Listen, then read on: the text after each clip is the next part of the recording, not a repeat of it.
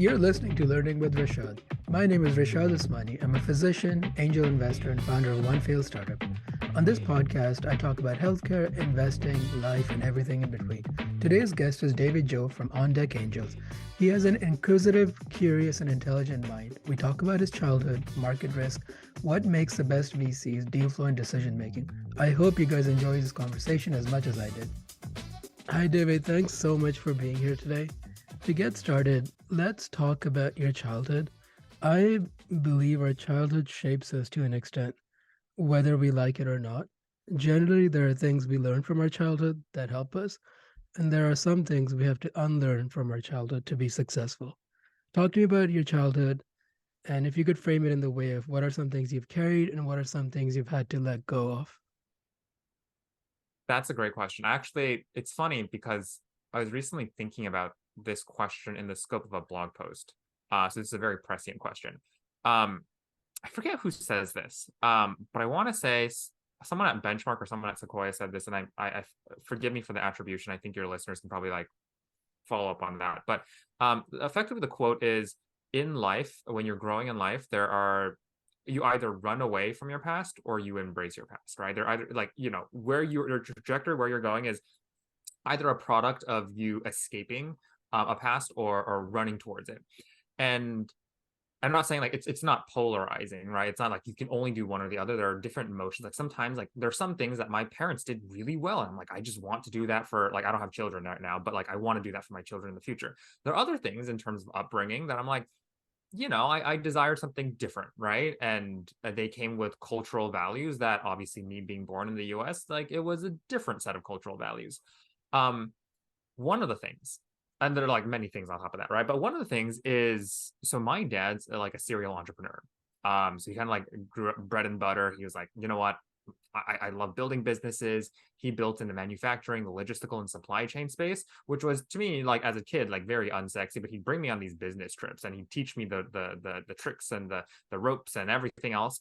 And I really hated it. Like as a 6 or 7 and all the way to like throughout my entire life, right? I just like really disliked it. And in high school, I almost made it my vendetta that I was going to pick any career except for entrepreneurship.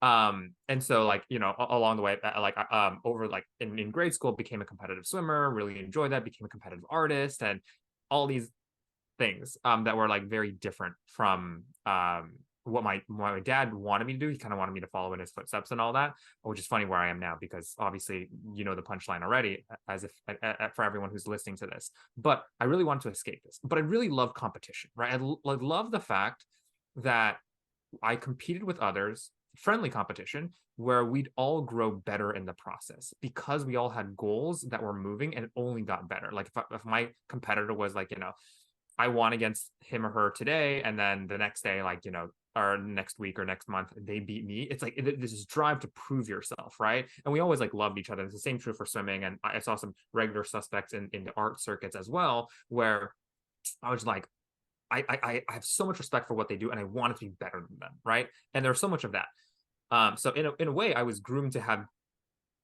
ambitions and skill sets that would have lent well to the world of entrepreneurship in the future, like in the venture world as well. That said, now it's funny because now that I start investing, I say I'm allergic to competition. So that's a path in a bit I'm kind of running away from. But to answer your question, as I got into college and ended up getting into entrepreneurship and all that kind of stuff, what really happened was I stumbled across that. Like I in my mind, I was like, I'm not going to take any entrepreneurship classes. I'm not going to take any business classes. And eventually I ended up taking it. Spoiler alert. But in the beginning, it was, I'm just going to do cool things with cool people, and I will see where that lands. And in some, it effectively landed me in, like, I went to school in Berkeley. So whether I liked it or not, this was a school designed for entrepreneurship, so to speak. And so by osmosis, I eventually fell into that world, but it was initial like running away from that led me to that. On the flip side, I also mentioned now that I'm allergic to competition, which I realized early on in my college days that even though I was like really good in some things, right? Like really, really good. I would say like top decile, maybe even top percentile on some things. But in the world of venture, you really not only have to be top percentile, you have to be like top 0.01%. And there were some things I just knew because I've seen people who are better than me that I knew I was not going to be like the top one in the world. I wouldn't be the Albert Einstein or the Stephen Hawking of the world effectively, right? And so I like early on, one of my mentors in my life told me there in your journey, there's two risks you can take. And this might be a more long-winded version of your the question you asked, right? You can either take market risk or you can take execution risk. And I think most people, when they pursue careers, they pursue execution risk, right? People go into consulting and banking and all these kind of things. There are people who can do it better than you, but you're at a point where you want, like, you're hustling, you want to do it better than them, but it's hard to beat someone who has like 20 years in the industry and all that kind of stuff. That said, as a young person, which is true for like the crypto markets right now or the generative AI markets and these founders that are coming out of that, it's so much easier to bet on market risk because you are at an equal playing field versus everyone else in the industry. And so why I say I'm allergic to competition, and this is strongly informs my investment thesis, is I love people who are building in non-obvious, unsexy things that are just like, underestimated, right? And I think that lends itself well to being different in the long run, the next decade. And I think it's so much easier to be different or share how you are different than it is to say that you are better. So I'm gonna pause there, but long-winded answer to your question. Thanks for that answer. I have a million questions, as always, about art, swimming, why Berkeley, how did you know that you would not be the 0.01% VC? Before we get into all of those, when you say market risk, does that mean that we should pick markets that are growing, or am I misunderstanding that? So there are two ways you can pick, and this is something I often advise founders in terms of like go-to-market channels and all that as well. You can pick up and coming channels, markets, so to speak, that are growing but are smaller in the magnitude of things. Or you can pick markets that are legacy, super big, but underestimated. And so there are two ways to go about that, right? And it changes over time. Like today's market, that's like what's up and coming versus like legacy and antiquated, is different from if you were to ask me that same question 2, 3, 4, 5 years from now. And so that's how I think about it, right? I'm also of the belief where if if things are overhyped, it's probably not a good time to be investing into the market, so to speak. Or like in that specific sector. But I am bullish when people are bearish and bearish when people are bullish, right? So currently there's certain trends I think are overhyped. I'm not saying that they don't have any use cases, right? But I just like shied away from a lot of investments, like, in 2017 and all, from the crypto side of things, or like 2020, 2021. But now I'm looking more into like the different use cases, the actual applications that connect not just Web 2 to Web 3, but Web 2 to Web 2.5 and maybe 2.5 to 3, right? And right now we see a lot of hype around generative AI, and I've been using ChatGPT and DALL-E like no one's business, right? But I do think a lot of applications that are spinning up right now is forcing a solution on a problem rather than finding a problem and then building a solution based on that problem. The value of creative work with ChatGPT is a good segue into newsletters. Is interesting. I just preempted your question for you. Yeah. The question I wanted to ask is, what markets do you see as growing over the next few years with AI becoming a commodity? Do you agree with that statement? AI is a commodity now? And if AI is growing. so, yeah, what markets are you betting on? Yeah. It's really interesting. I've always been a fan of communications and the linguistics and the English, or just language in general. That's that I am ill-equipped to speak a million different languages, but I've always been fascinated by that. Been fascinated by friends and people who could speak multiple languages. And there was a tweet I saw on Twitter. I forget who said this. I'm sure you could probably link it in the show notes somewhere. But they said the new hot like coding language is English.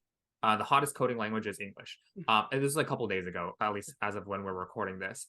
So I'm sure you can find it somewhere. But I think that's really true, right? Going to the point of AI becoming a commodity. In the past decade, in the past 2 decades, we've seen so much of engineering talent. Like, there was more demand for engineers than there were for any other position, right? And the main reason for that is, from the 2000s to 2008 and all that, it was really hard to build a website. It was really hard to build infrastructure. It was really hard to build a server, a cloud, all these kind of things, right? And so that's why there was a huge demand for engineers out there, and rightly so.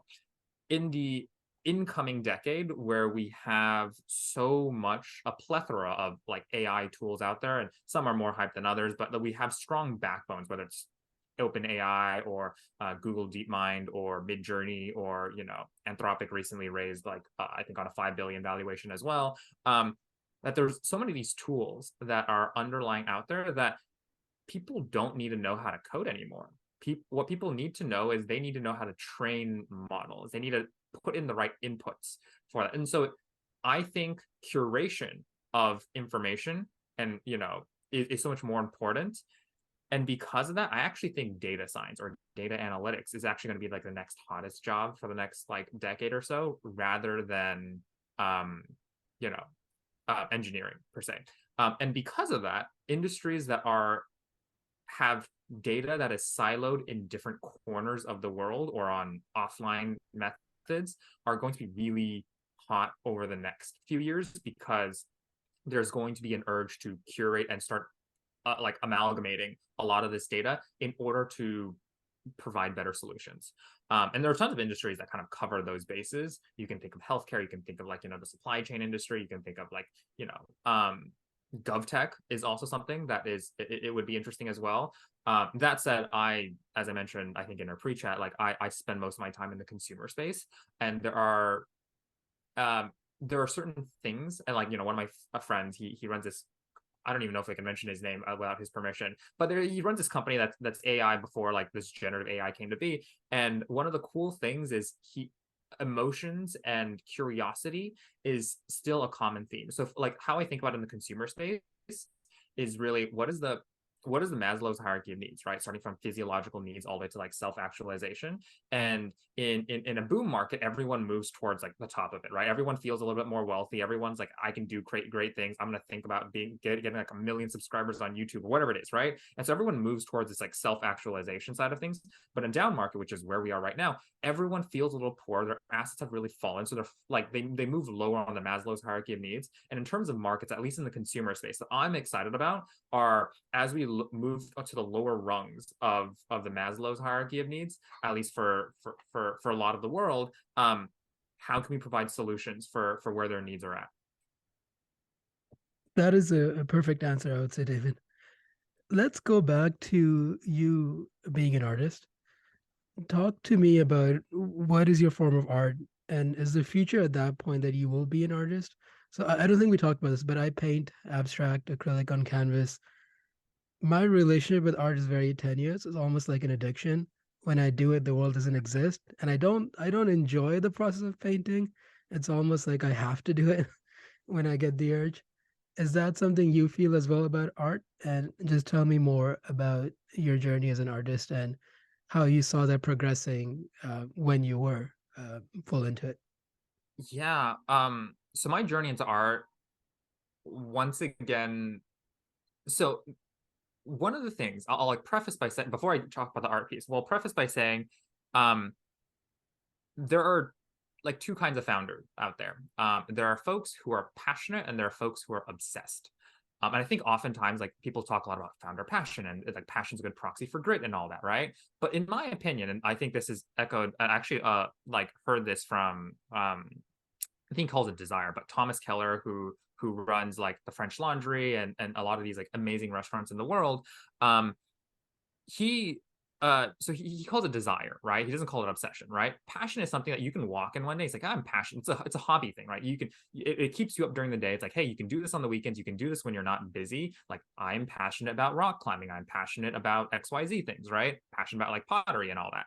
But they're fleeting in nature. They're almost like, like cravings. Like, like I every so often have like ice cream cravings, and like I just need to eat a pint of ice cream. And after that, I'm like, I don't feel like touching ice cream ever again, right? And that's like passion, in my opinion, right? And what is more important is Thomas Keller calls it desire. I call it obsession, which is not what keeps you up during the day or not what you're excited about, like waking up and doing, but what keeps you up at night. Like you will wake up like in a 2 a.m. sweat and be like, oh my God, like what went wrong with this? Or like, I'm thinking about this. And this happens, or like, at least for me, my sleep schedule is a little bit off because there are certain things I get obsessed about. And I wake up in the middle of the night and I don't know if like I assume this is audio, but if for any video, I have this notebook always next to me, not only here, but I have another one next to my bed where I just wake up and start to journal. What Anyways, is sorry to interrupt. It is video as well. What is in that notebook in the past 7 days, if you can share? What's your obsession yeah. right now? So let's see. What have I? This is a great way to like if anyone's like building products in this industry, like I'd be really interested. Event planning, that's one thing. So I like spend a lot of time. So one of the journal entries actually like last night was like signs of a great event, right? Signs of a great event, they're threefold, right? In my opinion, one, there are reasons for people to catch up with after and they've grown from the experience. And I think about events a lot on the wavelength of stories, right? There should be plots, there should be character development, there should be an inciting incident where people want to go to an event, right? And so that's like character development. The audience grows, like they come out as a different person as they compared to what the person they walked in with. The second thing is level of exclusivity. Not saying that you should only have like everyone should pay like $10,000 in terms of this exclusivity kind of thing, but even if it's temporary, making them feel like they're part of a larger cause just within that group of audience than themselves, right? One of the things, actually, this great paper, which I highly recommend people to check out, is this paper by George Lowenstein, 1994. It's called The Psychology of Curiosity. And in it, he details the 5 triggers of curiosity, right? It ranges from questions and riddles to information known to others to access to information known to others to unknown resolutions and all these kind of things, right? Highly recommend. I think it's like 15-20 pages, super quick read. But like the exclusivity portion of it is what word of mouth ends up becoming, right? And so there's like that's information known to others, right? So people want to know about this. Like word of mouth happens there. People think about it in the wavelength like candy versus the meal. Which is like how people think about things versus how people talk about things are very different. And I like recently wrote a blog post on this as well, which is like candy versus the meal, which is like your pitch deck, your complete business is the meal. It's like that's how people think about it. Your business model, how you're getting traction, how much are you raising, everything that's on the pitch deck. That's the meal, right? The thing is, when people actually talk about your pitch to like their fellow partners or to other investors and to share the deal, they don't talk through like slides 1 through 10. They talk about something different, right? They talk about like, oh my God, I learned something from Rishad. And I was like, it just blew my mind, right? A couple of examples of like candies that I've heard is like, I think I wrote this in this blog post as well. When I first jumped into venture, there was a guy who was like, hey, I love learning so much that I used to walk. He grew up in this village outside of Cairo, Egypt. And he's like, I used to walk from my village to Cairo, 10 hours one way every week, right? So 20 hours 2 ways, right? And I would go to their library, I would download every single Stanford research paper, I'd print them all out, and I'd bring a fat stack of Stanford research papers. I'm going to bring it back. And I just like spent the week reading it. And he got like really big into like biotech and AI and at that time and all that. And I was like, this is awesome. Like this is a level of grit that I would like, even now I'm talking about it live with your audience and all that, but it's not indicative of the business. Like it doesn't tell you anything about what he's actually building, right? But that's what people love talking about. And that's how it spreads to other folks. And similarly, if you're building a product, right, you want there's some things that you want people to talk about. You need to like elicit that in either surprises or suspense, right? I can go more on that. But anyways, the reason I bring up all that, because your original question is like, how did I get into art? Is I had a deep desire. I was obsessed. In kindergarten, I was in a beautiful little kindergarten out here in the Bay Area. And we had one of my fellow classmates was an incredible artist at like, I think it was like 4 or 5 years old. And she was really good for like someone her age. And what pissed me off, not the fact that she was really good and she would always get the praise from the class and all that, was the fact that there was one day she told me, she's like, David, you really suck. You should stop drawing stick figures. And I was like, I've got to prove her wrong. Like, it's not even like I like art or anything. I've got to prove her wrong that I can do it. So I went home that day. I told my parents like, hey, you know what? I need to sign for art classes. I just need to sign up for it. And that got me into the world of art because it was like, I've got to prove her wrong. Right. And eventually like, I ended up getting first in the class in this like little small art contest within our class, which was like of 20 folks. But then I fell in love with it because the more accolades you build, and the same thing is true for swimming. I used to hate swimming, by the way, but then the more like achievements you get, the more you like something, because it's like external validation and all that kind of stuff, right? And that was true as a kid. Which is why like giving the gold star, gold sticker to students who do well is such an encouraging thing for people to actually pursue certain paths. Anyways, I fell in love with art, ended up doing a bunch of art competitions because I started like building a level of like detail towards it. And how that like transpires to today is, at the end of the day, even for my blog, you mentioned my newsletter and my blog, right? I'm an artist, but I differentiate that with being a designer. I think as a founder, you should be a designer. As like a content creator, you can choose to be a designer or an artist, right? The difference between that is art is created from the person themselves. Like Rishad, you mentioned you do abstract art. Like you have like, you feel compelled to put certain things on canvas. It's not like, you know, it's not for someone else. It could be for like maybe for your parents or for a family or for someone, right? But initially it always starts from yourself. You're like, I really want to put this on a canvas and I just have to do it, right? That's what an artist does. And the same thing for my blog, right? I don't write for any particular audience. I, in fact, like from the thesis of my blog, I started with like, hey, you know what? I'm going to write for one person alone, because one person who is guaranteed to love my blog is so much better than having 10,000 people who kind of care for my blog, right? And the one person I write for is the person I was yesterday. So I'm going to share information that I learned today that I know the person I was yesterday is absolutely going to love. And over time, I guess other people ended up falling in love with it as well. But really, that's where the newsletter started. And so I'm an artist, right? Whereas a founder should be like, or like, you know, somebody creating for others should be like a designer. You are creating something with the purpose that other people should like it. It's less about self-expression, but more about like other people's expression, how they think about life. So anyways, I'm going to pause there. Yeah, I think I completely agree with the differentiation between passion and obsession. And it's not even I enjoy painting; I just have to do it, or I just get very anxious. Let's go back to the comment you made where you saw something in you that led you to believe that you will not be one of the 0.01% top VCs. What was that something you saw, and what would it take? And you might answer this question with what was that something you saw? But what would it take for you to change your belief on that? So it was less of like I wouldn't become a top 0.01% VC. There were certain things that other people were really good at already that had honed with decades of experience and thought leadership. Like for example, like I saw pretty early on after like Doug Leone at Sequoia did a couple talks publicly, shared a couple of insights. I was like, I cannot, as of where I am today, or like then, I cannot ask questions like Doug Leone asks. Like one thing he actually shared publicly, which I'm happy to share, like I'm kind of like redirecting folks to different resources, which I think they're often great at that as well, is Doug went on 20 VC, Harry Stebbings 20 VC at one point in time. And he shared this question, which was, like figuring out like a founder's strengths and weaknesses without actually asking them like, hey, what are your strengths, what are your weaknesses? And the question he asks is two parts. One, do you have a sibling, right? And if you don't have a sibling, it's like, okay, do you have like a best friend, do you have a roommate, do you have a spouse, do you have whatever it is, right? And once you say yes to one of those questions, he goes like, how would you describe, I'm paraphrasing here, but how would you describe that person in 3 adjectives? And it's like, I always was curious, like, why would you ask that in the first meeting? You only have so much time to talk about things in the first meeting. But the reason he explains it is when people describe someone else, for example, if I say Rishad is like a great content creator, is a great like interviewer, right? In my mind, by definition, I feel like I'm less of an interviewer than you are, right? It's a comparative statement. If I say Rishad is curious, Interesting. I believe I like, at least internally, like not saying that you're like, it could be like you're the best interviewer in the world, but as of the moment, I just feel like I'm a worse interviewer than you are. If I say like, if I were to describe you as that, right?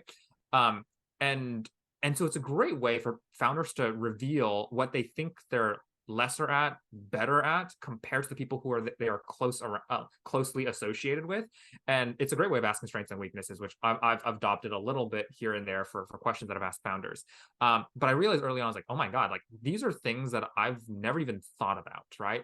It's one thing to think about it and like just like struggle at finding the solution for it, but it's like I've never even thought about it, right? And so given that, going back to execution risk, there were certain things that I was just like, like I would take so much longer to build up to that point, and they have like 30, 40 years of a head start compared to me. I'm not saying that it can't be that one day. Like there's always the thing, like, Jeff Bezos once said, like, hey, if everyone has a 3-year time horizon, like I'll have a 5-year, 7-year, whatever time horizon, right? And then I'll be the last one laughing because everyone else will retire in 3 years, and I'll be like, I'm still out in like 8 years, and I'm still kicking it, and like it's survivorship, like, Yeah. at that point. And so there's a world of that. I'm not saying that I will never become the 0.101% kind of like of VCs or founders or whatever it is out there, right? Or for me, it was like, art and swimming. Like I knew I was decent like in swimming, but given my competition days, like I knew I was not as good as like Michael Phelps per se, right? Like Yeah. I knew I just like it would take me much longer to get there, where sometimes you need a little bit of innate talent and innate desire that you start earlier. Like I actually think I started swimming a bit late, like competitive swimming a bit late compared to everyone else. So anyways, there was that, and I was like, okay, you know what? I won't compete where people are great at, but I will compete in areas where, one, I am personally very, very fascinated by, right? I will wake up in the middle of the night just to write about these things. Like I mentioned events, you asked a couple of this. I talk about growth hacks. I talk about the LP industry. I talk about how to podcast. I also I love cooking as well, and I had this like recipe I made up in my mind called like the chicken roulade recipe, and I like would mix it with pumpkin soup and all that. Anyways, I think about these random things in the middle of the night, right? But I have like an innate, and this is true for founders as well, like you have to have an innate curiosity where you're just gonna like wake up in the middle of the night thinking about. That's one, right? That's the first like litmus test to like if you have the potential to be a 0.01%. The second thing is, what is like play to you but work to everyone else, right? What is exciting to me? I don't know if I ever want to make a living out of hosting events, but I do enjoy hosting events. Don't get me wrong, right? And I wake up in the middle of thinking about it. And most people just take events for granted. They're like, oh, I'm just going to do a fireside chat, and then things are going to happen, right? Or I do like a networking event. I do a happy hour, and people are going to show up, and I don't have to do too much about it, right? But I think very intentionally about what creates like a great event thesis and how what the user experience is like. I enjoy that, right? Am I the best one in the world right now? Maybe not. I have friends who are just like they think on different wavelengths, but it's also collaborating with them. You're the average of the 5 people you hang out with, right? So working with them, building these like unique experiences where people walk out and like I've never had this experience ever before in the events kind of analogy. So not saying I won't become the 0.01% of whatever, right? But saying that where do I have a unique place where I can grow faster than others? And it's a function of personal entertainment, enjoyment, drive. So for example, like needing to prove my classmate wrong that I was like not bad at drawing stick people, right? And as a function of I think Balaji Srinivasan as well as Chris Dixon calls the idea maze. Things are obvious in hindsight, not as obvious in foresight. And if you were to look back in your life, what skills, relationships, experiences have you built up that is unique to you, that is either really hard to replicate or because of its unique path, almost impossible to replicate. And that's the unique edge, and where you have a unique disposition to hopefully one day become the 0.01%. Going back to the gold star analogy and collecting accolades, Magnus Carlsen recently said that fighting for the world championship is better than being the world champion. Talk to me a bit about your end goal, and I'd like you to tie it in with your upbringing in childhood, where it sounds like you were moving around a lot. And I was the same way. I think I had 19 or 17 schools by the time I finished high school. Mm-hmm. I find my home is in moving and chasing new goals, and I have a very hard time being comfortable with stability.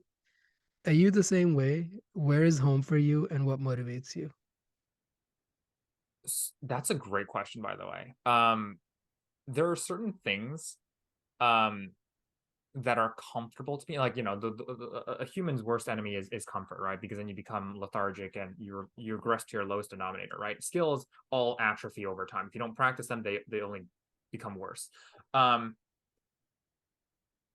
So first part of the question was goal. Second part of the question was like, where am I comfortable, where am I like uncomfortable, so to speak. Yeah. So it's funny, like I recently put together like a personal career manifesto just to help me have like a focus for where I want to go.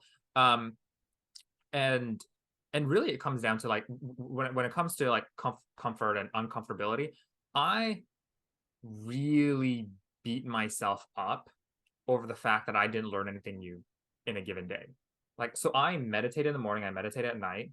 In the morning, I kind of like, it's 10 minutes long each, right? It's not like crazy, but it's like in the beginning, it's like, hey, what would my ideal day look like given my schedule? And how can I set myself up to have the ideal day, right? For example, like I meditated this morning, I was like, you know what, I'm going on Rishad's podcast today. How can I make sure I bring my A game, right? And how do I set myself up to do that? And I'm gonna be honest, like I don't know if this is true for other people who show up on podcasts. I just did like 20 burpees before this thing started, and I was like, okay, I need to get my blood pumping in order to like bring my A game here, right? And so those are things you set up for that. On the flip side, at the very end of the day, I kind of reflect at the day. It's like, what could I have done better? What can I have like, what did I learn from today, right? And it's just like intense visualization of what actually happened and playing out scenarios of what I could have done otherwise. And one of the things that I absolutely hate that like boils my blood at the very end of the day when I meditate is, holy frick, I didn't learn anything new today. Like I didn't talk to anyone. I didn't read anything that I was like inspired by, right? And I was left at a net neutral ground of like, I don't feel more inspired. I don't feel less inspired. It just feels like I'm slogging through life. And one of the questions I actually ask myself, not daily, but probably monthly, quarterly, whatever it is, not any specific cadence, is, was the David from, let's say, a month ago laughably stupid? Like, could I look back at like a month ago, like David, like, let's say like January 1st of this year, can I look back and be like, damn, David made some like did some dumb things, and I'm just like I would never make those mistakes again. But if I think yesterday or the month before, or the quarter before, David is just like absolutely dumb, I know I've grown a lot in that span of time, right? Like it's hard to measure growth. Like, everyone can say you grow 1% every single day, and that means like whatever, like growth after a year or so, right? But it's so hard to measure, like, how am I actually growing 1% a day, right? Am I just like writing a new idea down if I'm talking to people? What does that actually mean? But it's so much more obvious in hindsight, which is why I measure it in hindsight. So the uncomfortability is like, I look back at David from a month ago, and I'm like, I could have, like, David from a month ago can imagine David I am today, and that's bad, because if I can predict where David is going to go, I clearly haven't taken enough risks. I clearly haven't made enough mistakes to get there. I'm also younger. Like, I don't have no whiskers in my beard to say like, like I'm I like wisdom, so to speak, but I can hustle, right? And I like it pains me to know that I can predictably say from a month ago that I could see where David is today. And that's how I think about it. That's uncomfortable to me, right? That might be comfort to everyone else, but that's how I think about it, right? And I always love to learn. Every conversation I have is like, I like to ask questions about. It doesn't have to be about venture, right? It could be about literally anything else, right? Like recently I learned, I went to an omakase restaurant, and effectively, like, what I asked the chefs, like, how do you make really good dashi? And he's like, hey, you put in the bonito flakes, but as soon as you put in the bonito flakes, you have to turn off the fire, right? The water has to stop boiling, and you let it steep in there for at most like 3 minutes, right? And I'm like, interesting, because every time I make dashi, it's like, it's super fishy, it's super smoky flavor and all that, and I'm like, it doesn't taste like the restaurant quality. And like, he taught me that. I was like, oh my, this is really cool. And I was like, jotted that those notes down as well. And so that's how I think about uncomfortability. In terms of goals, that's a hindsight, right? And then there's foresight. Goal is like foresight. In my mind, there's two things, right? I think everyone in life should have both a selfless goal and a selfish goal. So selfless goals is what you tell PR, media, your family over at holidays, and you're like, hey, this is how awesome things I've done, all the awesome things I've done. This is what you want to write. This is what you want to have in your epitaph, right? Rishad died like as a great father, died as like an entrepreneur, as an investor who believed in others, all these kind of things, right? That's your selfless goal, right? That's what you tell people. That's going to help get you going on your best days. Like, it's going to really inspire. You wake up on Monday, you're like, all right, I'm ready to tackle this, right? Then there's a selfish goal. When I think that's really important, because like I actually ask founders this, like, what drives you? Like, why are you building this business? Are you trying to put dinner on the dinner table, right? Are you trying to prove like a childhood friend wrong, right? Like, why are you actually doing this? And this is not something you put in the pitch deck, but I need to know what their innate reason and their innate drive is, right? And the reason I ask for that, and let me know if I'm cutting out, by the way, but like, the reason I ask for that is the selfish goal is going to keep you going on your worst days. Like, building a startup is freaking tough. Building a venture fund is freaking tough. right? You're going to fail a lot. You're going to get a lot of no's. You're going to get rejected a lot. And because of that, days and weeks are going to really suck. And your selfless goal is going to keep you going on your best days. Your selfish goal is going to remind you why you continue to stick around and do this. Even for myself, like, selfish versus selfless goals. Selfless, I put kind of like, I want to put a billion smiles out there in the world, which is either directly or indirectly, and help people go from the lower rungs of this, like the Maslow's hierarchy of needs, to the higher rungs of self-actualization, to self-esteem and all that kind of stuff. There are many ways to do that, right? Like, I can do it as an investor by backing founders who are able to be boots on the ground and do that, like, effectively an extension of my help towards them. I can do that by backing fund managers, where they back founders, and those founders end up doing a lot as well. That's a selfless goal, right? The selfish goal is, man, I want to make my parents proud. Like, I want to make sure that the David they gave birth to is someone that they're proud of, and that motivates them to be like, that just like gives them so much comfort and like joy and pride in being my parent. The one question I've been meaning to ask you all throughout this podcast: how do you look at investing in life in terms of, is it a single player game or a multiplayer game? The obvious answer is that it's a multiplayer game, but a couple of people like Naval Ravikant and Warren Buffett have come out to say investing in particular is a single player game. What is your view on life and investing? And is it a multiplayer game or a single player game? It's a great thought exercise, in my opinion. There are many different angles in which you can take it, right? Do you believe in a zero sum world or a positive sum world? And I think as an investor, I would want to like differentiate it a little bit, like make it a bit more nuanced, right? There are different kinds of investors out there in the world. Like, an angel investor investing like a 5 to 10K check or a 25K check is very different from an investor who writes like $1 million or $3 million check, right? And it's also a function of stage as well. In the early stages, and if you are not obsessed about ownership targets for whatever reason, it's a positive sum game. Like, you investing in a company is not going to reasonably squeeze out anyone else. Like, me investing a 25K check in a company is not going to be like, oh my god, like, like I'm going to squeeze out like the Sequoias or Benchmarks or whatever other investors out there in the world. In fact, like, founders love having small check writers, because oftentimes smaller check writers punch above their weight class. Their check size to helpfulness ratio is like off the charts, right? They write a small check, but they provide like $1 million in value, kind of thing. That said, as you grow as an investor, as you professionalize as an investor, you become a fiduciary to other people that is not your own capital, right? You're no longer investing out of your own pocket, but you are managing other people's money. And when you are managing other people's money, you become responsible for their capital gains and their growth as well. And they have certain expectations of, like, returns, right? And because they have those expectations, they're going to move you in the direction of the fact that you should write larger checks. Ownership targets actually matter, because owning, like, Facebook's 1% of Facebook on Facebook's exit is much better than owning like 0.00005% kind of thing, right?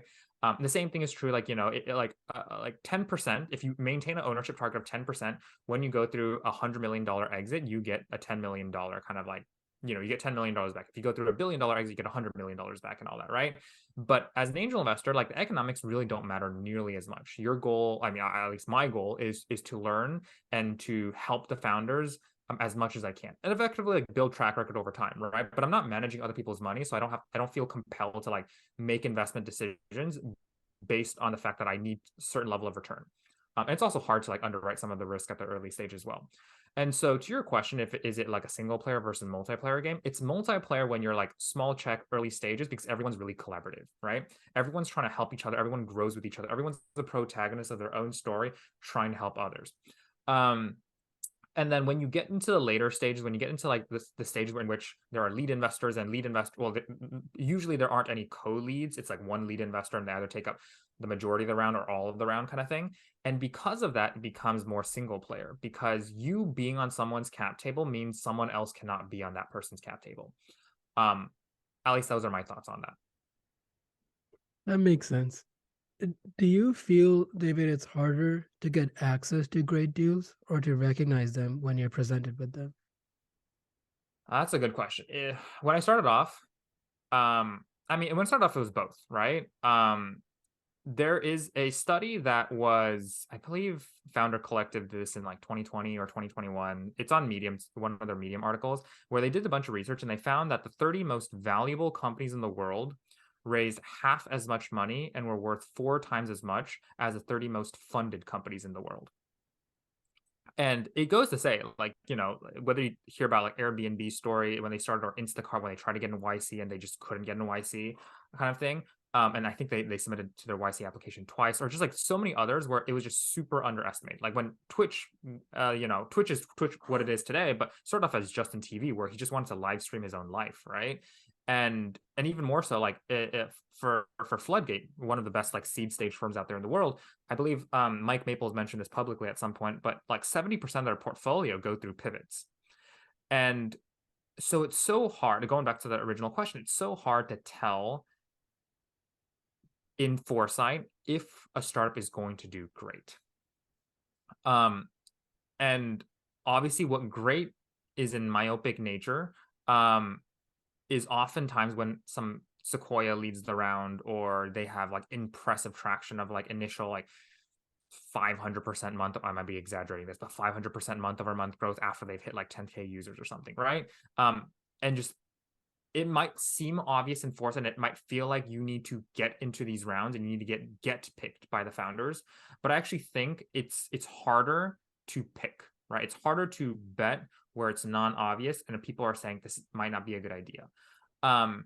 And one of the great ways to think about picking, which I've learned over time, right? And I wrote a blog post about this as well. But is really picking individuals who have tasted excellence, who have really worked hard to obtain things they were not handed, that were not fed to them on a silver spoon, right? These are folks who are, in my opinion, like veterans. These are professional athletes. These are chefs. Because if you know anything about any of these three industries, you have to work really hard to be excellent in that industry. And they might not have the entrepreneurial gene in them, but they have the gene in order to have the grit, to have the hustle. And that's what I learned now. But when I started, I had no idea, right? And I often like my anti-portfolio is full of founders that have never, like, were first-time founders and had never built a business previously. They had great excellence in other parts of their life, but I couldn't see why this was like this startup fit like a glove for them, right? But they willed things into existence. And some of the best, now that I realize, we have so much of this fundraising phenomenon now that the best founders, I realize, they will their round into existence. They'll be like, hey, I'm raising $2 million, whatever, pre-seed, seed, whatever the numbers are these days. But instead of going like, hey, instead of going like, if you invest, we will do these things, right? If you invest, we'll hire an executive who will help us with like go-to-market strategy and all these things. They'll be like, hey, I don't really care if you, like, they don't say this, but like they'll give the notion off like, it almost doesn't matter if you invest or not, because within 12 months, I will make sure this happens. I don't need your money as a prerequisite for me to hit these milestones. I'm actively moving towards these milestones already. And one of the small signs of discovering like great founders is, at least for me, right? Could be contrarian, could be debatable, is if the founders have stalled operations and growth of their business for the sake of fundraising. Like, I don't think, even though fundraising is a full-time job and that's why like being a founder is very stressful, I don't think it should be an excuse for you to stall your business. And I think you should always be selling, you should always be acquiring customers. And oftentimes when I talk to founders who are like fundraising and not actually building the business, or there's no one else on their team who's like full-time building the business and making sure it grows even when the founder or the CEO is fundraising, that's usually like a tell of they're raising money for a means to an end. And they're not actually dedicated towards the business, and they're not scrappy enough to think about different ways they can make sure the business works out, even if they don't raise X amount of money. Yeah, in a game of looking for exceptionalities, I wonder if finding commonalities is an exercise in futility, and we should just accept that every startup is different and every founder will have a different makeup. I wanted Totally. to ask, is most, this being said, a lot of first time founders will not have access to a warm intro to you. Mm-hmm. A lot of investors, and I would say the majority, I don't have a figure in mind, but I would say 95% plus, rely on warm intros for most of their deal flow. Is that, Right. do you have a different strategy? Are you open to cold intros? And then do you go looking for founders and have outbound deal flow as well? That's a great two-part question. I'll answer the second one first. I do outbound. Some of my best deals that I've seen that have put capital behind are are folks that I just discovered on Twitter, Product Hunt. I found a couple on Kickstarter that I actually kind of liked. And not to like name any names and put anyone on the spot. It's I the exercise of going outbound is good because every investor has like rough thesis they pitch to LPs, but no one like sometimes it's hard even for an investor going back to like picking exceptionality. No one really knows what that actually looks like, right? And Mhm. sometimes exceptionality is just luck, right? But I I think every investor should have some sort of founder or company persona in mind when they're looking at it. They should have some kind of framework, some kind of guideline as that motivates like maybe like 70% of their decision making, but leaving themselves open to like 30% of new information, so to speak, right? And practicing the outbound is important for honing what that guideline, that rubric, that framework looks like. Because as long as you're getting inbound, there's a selectivity bias, right? You have an availability bias of like you only see deals where people are reaching out to you. For me, I'm not as big as like the Mark Andreessens or the Sarah Tavels or the folks of in the world. So I am getting a subset of the deals in which they get, right? And if you only focus on inbound, especially if you want to build like a generational firm or like you want to like be an investor for the long term, um, you're getting a very biased sample size. And you're not even getting a biased sample size in the sense of like, especially when you start off, right? You're not getting a biased sample size of like the top 25%. You're getting a biased sample size of probably the bottom 50%, or maybe like the middle 80% or so, right? But that doesn't give you an idea of what exceptional truly looks like. And I think practicing that outbound muscle is really important. That was your second question. I forgot your first question. Can you remind me? Yeah, is this what is your strategy of outbound versus inbound? The first question was more of a comment. Cold emails. So yes, my strategy for outbound is like you have certain things you look for out there, right? You like there something I did when I started off in venture, which I'm gonna be honest, I don't do as much now. When I was a student in Berkeley, I was like, hey, you know what? Everyone's like a hustler in Berkeley. Everyone's an early adopter in Berkeley. Everyone loves trying new things out. I would just treat my friends out to like a boba, like a pearl milk tea or like a meal for every introduction they gave me. So what I do is like I would meet with them on a bi-weekly basis for folks that I knew were early adopters. These were like 5 to 7 folks that friends that I knew that were like just love trying new things out. And I would just treat them out to a meal every time they sent me 3 to 5 startups they just like loved.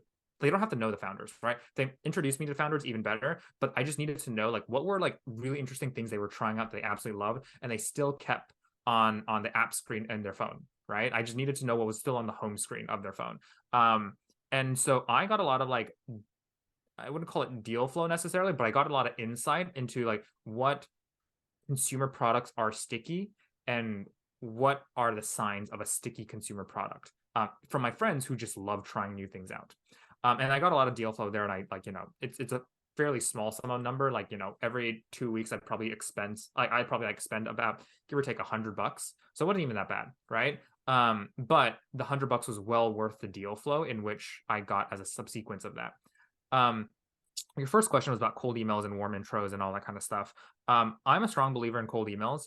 Um, yes, there's a thought like process of like you have to get a warm intro, because if you can't find a way to me or to any investor, you don't know how to find your way to a CIO or a CXO or a CMO of a company in which you need to sell to.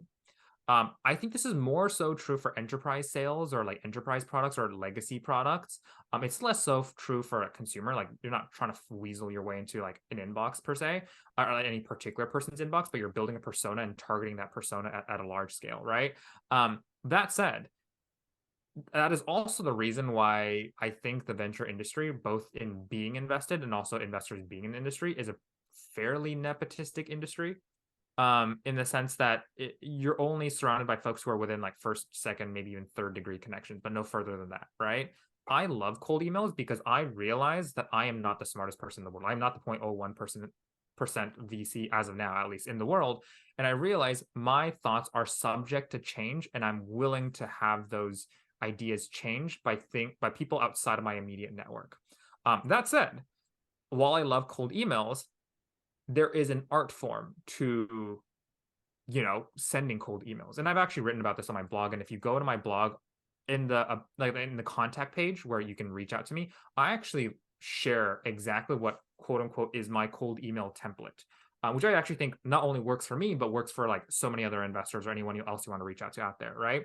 And I prefer to have cold emails sent to me in that format. But that said, I am open to cold emails. Let's talk about diligence, and let's frame it in the sense of structure versus intuition. Mm-hmm. Talk to me about how much do you rely on structure and how much do you rely on intuition? And we can focus on founders or we can focus on the product or their sales strategy. Feel free to focus on whatever you'd prefer. Yeah. Depending on the stage in which you invest in. So I spend most of my time in pre-seed and pre-seed. Like I try to be like first check writer and like early on. Because of that, structure matters slightly less. That said, if you're a Series A investor, like there are certain metrics that you just have to hit. Like, if someone's hit like, let's say the Series B or Series C and they're still like pre-revenue, that's probably not a good sign. Obviously, depending on the product, like biotech and frontier tech, they differ like in various wavelengths. But if you're a consumer product or you're an enterprise like SaaS product and you have no revenue by the Series B, that kind of sucks. Like I don't think folks should get funded. And admittedly, some folks have gotten funded over the past like 2 years because of the FOMO and all that kind of stuff, right? So having some structure to know like what are the non-negotiables, I think is really important, right? That said, don't lock yourself in. Like it's very similar if you're on like, let's say the dating market. Like don't be like, this is my ideal type and I won't settle for anyone less than my ideal type. And like you just arbitrarily made up this ideal type kind of thing, right? But you should have like some things are non-negotiables, right? And that could be certain metrics. That could be like, if you're at the Series A, you need at least like tens of thousands of users. That could mean that if you're a consumer product by the Series A or maybe in the seed stage, right? You need your power users need to be using your product at least 3 to 4 days out of every 7 days of the week, right?